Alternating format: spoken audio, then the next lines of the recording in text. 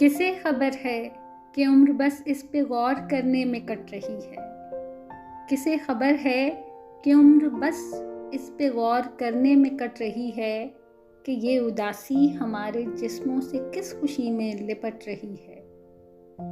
अजीब दुख है, हम उसके होकर भी उसको छूने से डर रहे हैं। अजीब दुख है, हम उसके होकर भी उसको छूने से डर रहे हैं।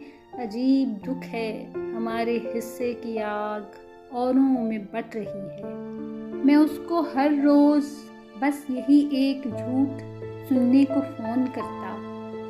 मैं उसको हर रोज़ बस यही एक झूठ सुनने को फ़ोन करता।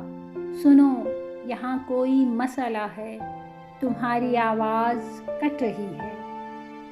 मुझ ऐसे पेड़ों के सूखने और सब्ज होने से क्या किसी को, मुझ ऐसे पेड़ों के सूखने और सब्ज होने से क्या किसी को, ये बेल शायद किसी मुसीबत में है जो मुझसे लिपट रही है। ये वक्त आने पे अपनी औलाद अपने अजदाद बेच देगी। ये वक्त आने पे अपनी औलाद अपने अजदाद बेच देगी, जो फौज दुश्मन को अपना सालार गिरवी रखकर पलट रही है। सो इस ताल्लुक़ में जो गलत फहमियाँ थीं अब दूर हो रही हैं। सो इस ताल्लुक़ में जो गलत फहमियाँ थीं अब दूर हो रही हैं।